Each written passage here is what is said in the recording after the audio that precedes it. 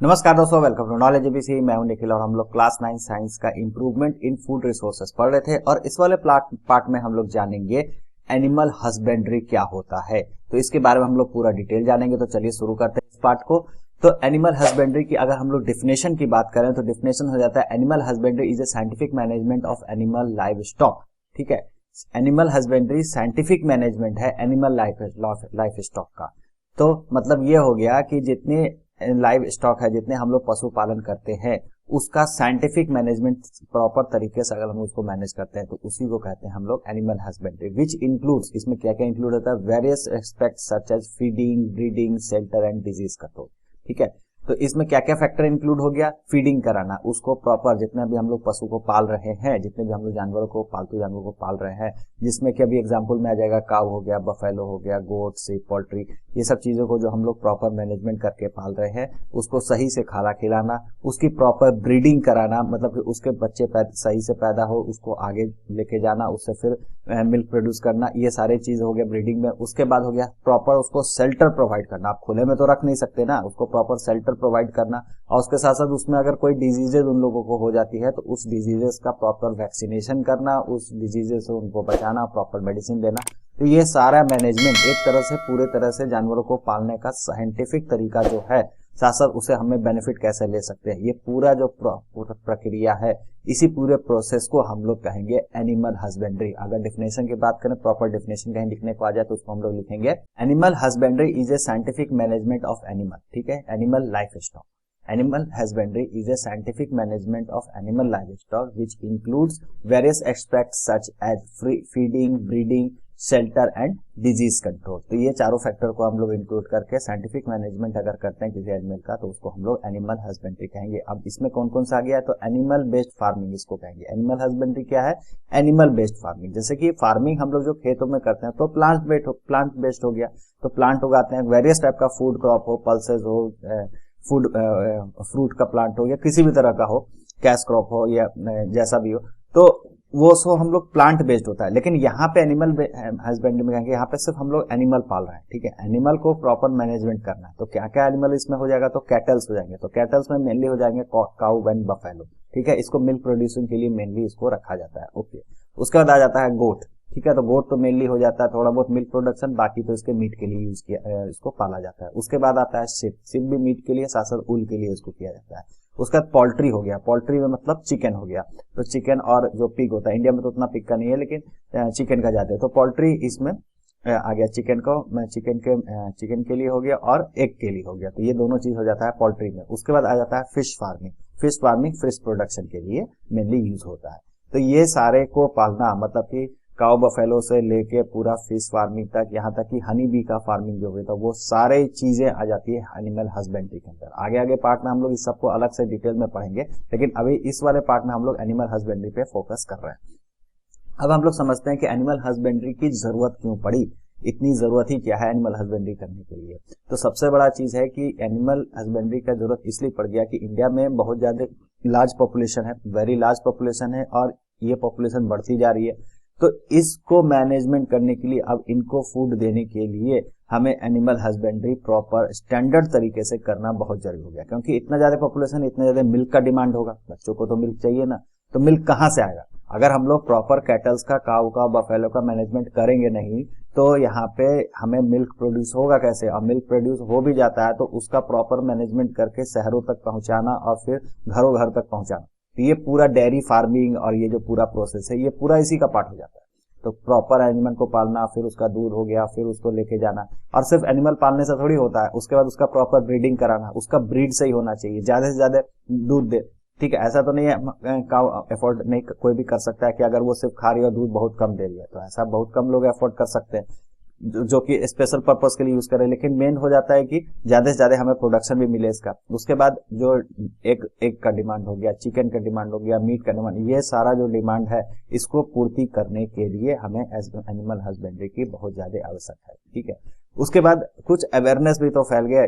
Awareness फैलने का मतलब हो गया कि प्रॉपर ट्रीटमेंट अगर करके दिया रहेगा, दूध का अगर है प्रॉपर ट्रीटमेंट से, गंदगी से नहीं होना चाहिए, प्रॉपर साफ सफाई से होना चाहिए, तो उसमें मशीन्स का भी यूज किया जा रहा है। उसके साथ जो चिकन का और ये सब प्रोसेस्ड मीट का जो चलन है, तो प्रोसेस मीट के लिए होना चाहिए तो साफ सुथरा तो होना चाहिए। तो अगर हम लोग पूरा साइंटिफिक मेथड का यूज करेंगे नहीं तो हमें कहाँ से ये चीज मिलेगा। तो ये सब चीज के लिए एनिमल हस्बेंड्री की जरूरत पड़ती है। और इन सब के साथ साथ तो इतने ज्यादा पॉपुलेशन को फीड करने के लिए हमें लाइव स्टॉक प्रोडक्शन भी तो बढ़ाना पड़ेगा। तो ये इन सारे फैक्टर्स के कारण एनिमल हस्बेंड्री का नेसेसरी इंडिया में बहुत ज्यादा है और इसका यूज भी किया जा रहा है। अब हम लोग एक एक करके पढ़ते हैं कैटल फार्मिंग और कैटल हस्बेंड्री। तो कैटल फार्मिंग और कैटल हस्बेंड्री में दो मेन आ जाते हैं। एक हो जाता है मिल्क देने वाला पशु और दूसरे हो गए ड्राउट लेबर, जो किसी हार्ड काम के लिए यूज किया, उसके मैकेनिक्स को यूज किया जा रहा है, मतलब कि उसके शक्ति का उपयोग करके कोई चीज यूज किया जा रहा है, ठीक है, एज ए फार्म लेबर की तरह यूज किया जाएगा। अब इसको डिटेल में समझते हैं। मिल्क प्रोड्यूसिंग फीमेल्स एनिमल इसमें आ जाएंगे, जैसे कि काउ एंड बफेलो आ जाएगा। इसको मिल्च एनिमल भी कहते हैं, MILCH। मिल्क एनिमल मतलब कि जो डेयरी एनिमल्स हो गए जो दूध देते हैं, जिसमें हो गए काउ एंड बफेलो हो गए। उसके बाद कुछ बैल होते हैं, तो बैल को किस में रखा गया, ड्राउट एनिमल में रखा गया। तो एग्रीकल्चरल वर्क के लिए इसको रखा जाता है, ठीक है, जैसे टीलिंग हो गया, कहीं पे मिट्टी कोड़ना है तो वो उसके लिए हो जाता है, खेत जोताई करने के लिए हो जाता है। उसका इरिगेशन प्रोवाइड करना है तो वो भी हम लोग बैल की मदद से यूज करते हैं। उसके साथ साथ कार्टिंग करना, बैलगाड़ी में यूज करना, तो ये सारे चीज के लिए हमें जरूरत पड़ती है। तो वो जो दूसरी कैटेगरी हो गए उसको हम लोग करेंगे ड्राउट एनिमल, जिससे हम लोग मिल्क प्रोड्यूस करते हैं, उसको मिल्क एनिमल कहेंगे। तो कैटल्स में ये दो कैटेगरी हो गए। तो यहाँ पे आप लोग समझ सकते हैं milk and milk giving animal and drought labours. Okay, उसके बाद हम लोग कहेंगे इंडियन कैटल स्पीसीज। तो इंडियन कैटल स्पीसीज कौन कौन से हो गए, तो यहाँ पे दो तरह के इंडियन कैटल स्पीसीज हो गए, बोस इंडिकस और बोस बबुलियस। बोस इंडिकस जिसको हम लोग काऊ कहेंगे, जो इंडियन काऊ हो गए, और दूसरा हो गया बोस बुबालिस, ठीक है, बोस बुबालिस हो गया बफेलोस को साइंटिफिक नाम हो गया। बोस इंडिकस जो हो गया वो साइंटिफिक नेम हो गया इंडियन काऊ का, ठीक है, जीनस एंड स्पीसीज। और बोस बुबालिस हो गया बफेलो का साइंटिफिक नेम हो गया। तो ये दोनों मेन स्पीसीज होते हैं। यहाँ पे आप इंडियन काऊ देख सकते हैं, इंडियन बफेलो देख सकते हैं। ओके, अब क्रॉस ब्रीडिंग इन काऊ की जरूरत पड़ी इंडिया में। तो क्रॉस ब्रीडिंग करने के लिए क्यों जरूरत पड़ गई, क्योंकि मिल्क प्रोडक्शन को बढ़ाने के लिए, साथ साथ डिजीज रेसिस्टेंस को बढ़ाने के लिए हमें क्रॉस ब्रीडिंग कराना पड़ा काऊ को इंडिया में। इंडियन काऊ में एक खास गुण ये था कि वो उसको डिजीज रेसिस्टेंस बहुत ज्यादा थी, जो बीमारियां होती हैं काउस को वो ज्यादा उनको नहीं लगती थी, लेकिन उनकी जो मिल्क प्रोडक्शन था वो कम था, ठीक है। तो ये प्रॉब्लम थी इंडियन काऊ में। लेकिन फॉरेन ब्रीड अगर हम लोग एग्जांपल ले दें, जैसे कि जर्सी काऊ हो गए, ब्राउन स्विस काऊ हो गए, तो इसमें यह था कि इसमें डिजीज रेसिस्टेंस बढ़िया नहीं था, ये जल्दी बीमार पड़ जाती थी, लेकिन इनमें मिल्क का प्रोडक्शन बहुत हाई होता था।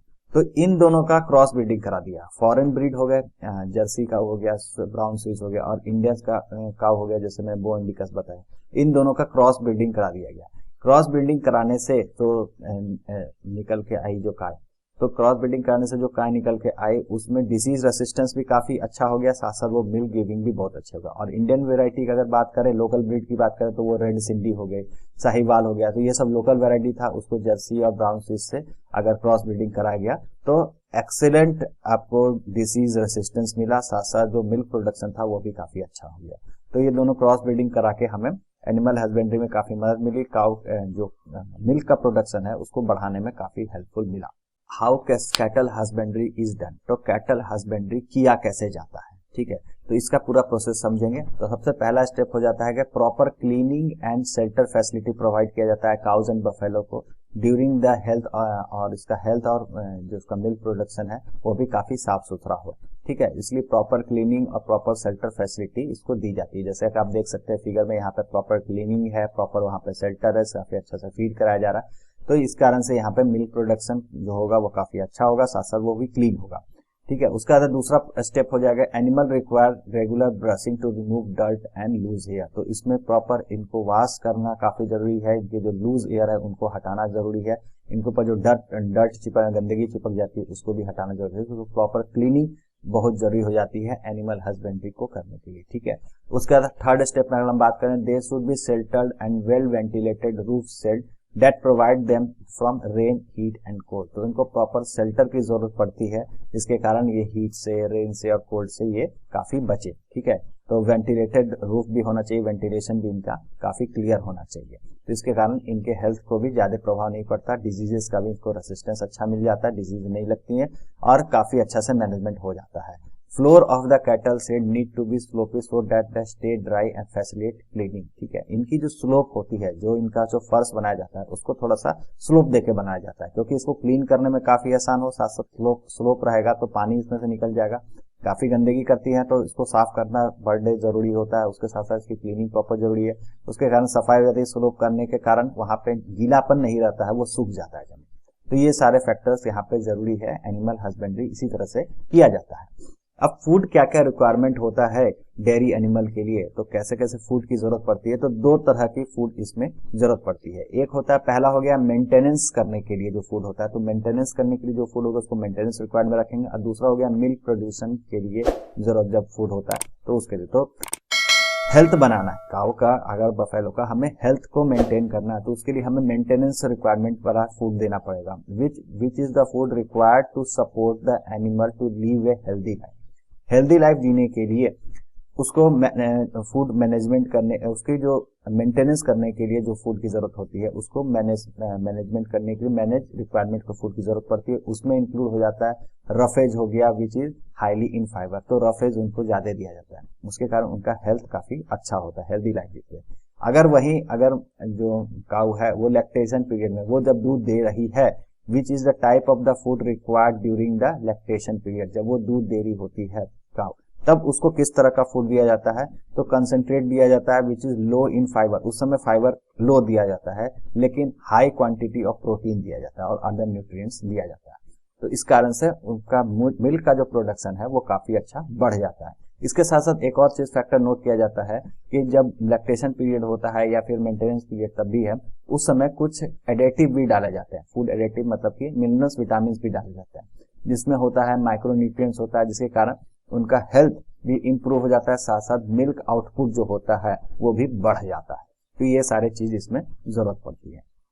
अब अगर कैटल्स में डिजीजेस हो गए तो उसको कैसे हम लोग मेंटेन करते हैं, उसको कैसे हम लोग क्योर करते हैं, तो पैरासाइट अटैक होता है। ठीक है, पैरासाइट लगते हैं इसमें कैटल्स में, एक्सटर्नल पैरासाइट भी लगते हैं और इंटरनल पैरासाइट भी लगते हैं। एक्सटर्नल पैरासाइट मतलब कि जो कीड़े लगते हैं उसपे, तो वो हो जाते हैं स्किन पे लग जाते हैं, मेनली स्किन में, फुट एंड माउथ डिजीज का नाम सुना होगा, तो वो सब फुट पे, माउथ पे, ये सब जगह एक्सटर्नल अटैक होता है पैरासाइट का। वहीं कुछ इंटरनल अटैक भी होता है, जैसे कि वर्म्स हो जाते हैं, उनके शरीर के अंदर वर्म्स हो जाते हैं, उसके स्टोमक को इफेक्ट करते हैं, इंटेस्टाइन को इफेक्ट करते हैं, वो उसके लीवर को डैमेज कर देते हैं। तो ये सारे डिजीजेस को हो जाते हैं, कुछ एक्सटर्नल कुछ इंटरनल। ठीक है, इसको जो इन्फेक्शन डिजीजेस हो जाते हैं ये वायरस बैक्टीरिया के कारण भी हो जाते हैं। इसके कारण उनको प्रॉपर वैक्सीनेशन देना चाहिए सही समय पे, और उसके साथ साथ जो मेडिसिन होते हैं उसको भी प्रॉपर इनको देते रहना चाहिए, इसके कारण से डिजीज नहीं लगती है। मेन वैक्सीनेशन काफी इसमें जरूरी हो जाता है। Thank you very much. Video आपको अच्छा लगा तो लाइक शेयर और सब्सक्राइब करना ना भूलें। मिलते हैं अगले वीडियो में।